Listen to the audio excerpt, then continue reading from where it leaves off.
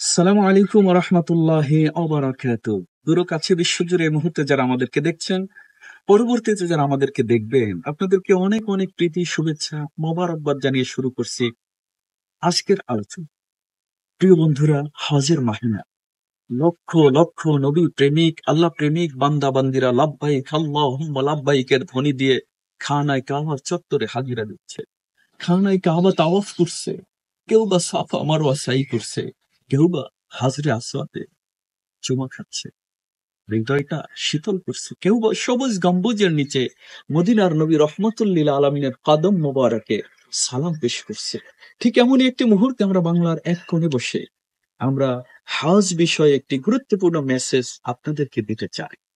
আল্লাহ সুবহানাহু ওয়া তাআলা পবিত্র কোরআন আল কারীমের মধ্যে বলেন, ওয়ালিল্লাহি আলান নাসি হিজ্জুল বাইতি মান ইসতাতাআ ইলাইহি সাবিলা। যাদের ওই পর্যন্ত পৌঁছার ক্ষমতা আছে, আল্লাহ তাআলার পক্ষ থেকে তার ঘরে ডাকা হয়েছে, ওই ডাকে সাড়া দেওয়ার অর্থ, শক্তি, সামর্থ্য যাদের আছে, আল্লাহ তাদের জন্য হজ ফরজ করেছে। হ্যাঁ, হজ জীবনে একবার ফরজ, বারবার নয়। আর সময় যখন আপনার কাছে ধরা দেবে, অর্থ যখন আপনার কাছে পৌঁছে যাবে, সব খরচ আপনি বহন করার পরে যদি ওই ঘর পর্যন্ত যাওয়ার আশা এবং এই সময় আপনার ঘরের পরিবারের ভরণ পোষণ যদি আপনি আহ ব- ভরণ পোষণ যদি আপনি দিতে পারেন, তাহলে অবশ্যই আপনার উপরে হজ ফরজ।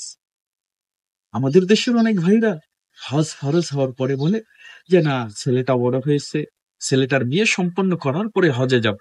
মেয়েটা বড়, হুজুর মেয়েকে বিয়ে না দিয়ে কিভাবে হজে যায়? আমি ওই ভাইকে বলবো, ভাই, আল্লাহর পক্ষ থেকে যদি আপনার ডাক চলে আসে, এই মায়ার পৃথিবী ছেড়ে যদি আপনাকে বিদায় নিতে হয়, আপনি কার কাছে কখন মেয়ে বিয়ে দিবেন? আপনার জন্য আপনার মেয়ের বিয়ে বেজে যাবে না, আপনার জন্য আপনার ছেলের বিয়ে বেজে যাবে না। অতএব যখন সময় হবে, আল্লাহর পক্ষ থেকে ডাক আসবে, আপনার কাছে অর্থ চলে আসবে, আপনি আল্লাহর ঘরে রওনা দেন। আল্লাহর ঘর যখন আপনার দুইটা নয়নে আপনার দৃশ্যমান হবে, আল্লাহর নবী রহমতুল্লিল আলমিন বলেন, ওই মুহূর্তে আপনি আল্লাহর ঘর দেখে যা বলবেন, সঙ্গে সঙ্গে আমার রব সেটা কবুল করে নেবেন। এই জন্য ভাইদের খেদমতে আরজ করব, খানায় কাবায় যদি কেউ যায়, কেউ যদি হজ্জে বাইতুল্লাহর মেহমান হয়, রহমতুল্লিল আলমিন বলেন তার জীবনে কোনোদিন দারিদ্রতা স্পর্শ করবে না। দারিদ্রর ছায়া সবল তার জীবনে কখনো আসবে না। ওই বান্দা শুধু ধনীই হবে, আল্লাহর পক্ষ থেকে বান্দার উপর রহমত বরকত অবতীর্ণ হতেই থাকবে। এজন্য আল্লাহর নবী রহমতুল্লিল আলমিন বলেন, আল হাজ্জু মাবরুরুন লাইসা লাহু জাযা ইল্লাল জান্নাহ। যদি বান্দার জন্য হজ আল্লাহর দরবারে মাবরুর হয়ে যায়, মকবুল হয়ে যায়, আল্লাহর পক্ষ থেকে তার একটা মাত্র পুরস্কার, সেটা হলো জান্নাত। তো এই জান্নাত লাভের আশায়, রহমত লাভের আশায়, জীবনের গুনাহগুলো মাফের আশায়, হাজরে আসওয়াদ এই জান্নাতি পাথরটায় দুটো ঠোঁট লাগিয়ে চুমু খাওয়ার আশায়, আল্লাহর ঘরটা ধরে চোখের পানি ছেড়ে দিয়ে আল্লাহর কাছে ফরিয়াদ করার আশায়, আসুন না আমরা চলে যাই আল্লাহর ঘরে।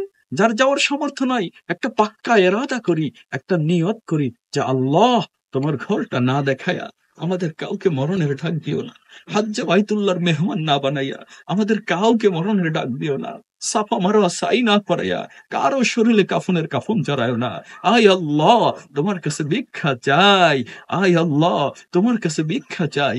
আরাফার ময়দানে আমাদেরকে না, আরাফার ময়দান আমাদেরকে না দেখাইয়া মরণ দিও না। আমার বিশ্বাস, যদি আপনি পাক্কা এরাদা করতে পারেন, আল্লাহ যদি আপনার যাওয়ার অর্থ নাও থাকে, ইনশাআল্লাহুল আজিজ আল্লাহর পক্ষ থেকে ফায়সালা হয়ে যাবে, ব্যবস্থা হয়ে যাবে। এজন্য আমরা ভাইদের খেদমতে আরজ করব, আসুন আমরা পাক্কা এরাদা করি। আল হাজ্জু আল এরাদা, হজ হলো একটা এরাদা, ইচ্ছা। আপনার যদি প্রবল ইচ্ছা, আবেগ, অনুভূতি থাকে, মদিনা ওয়ালার কদম মোবারকে আপনি হাজির হয়ে যাবেন, মদিনা ওয়ালা আপনাকে ডাক দিয়ে নিয়ে যাবে, আল্লাহর পক্ষ থেকে আপনার যাওয়ার ফায়সালা হয়ে যাবে। আল্লাহ আমাদের প্রত্যেককে তার ঘরের মেহমান করুন, হজ্জে বাইতুল্লাহর মেহমান করুন। এই কামনা ব্যক্ত করে, আপনাদের সুস্বাস্থ্য দীর্ঘ জীবন কামনা করে আজকের মতো আলোচনা শেষ করছি। আসসালামু আলাইকুম ওয়া রাহমাতুল্লাহ।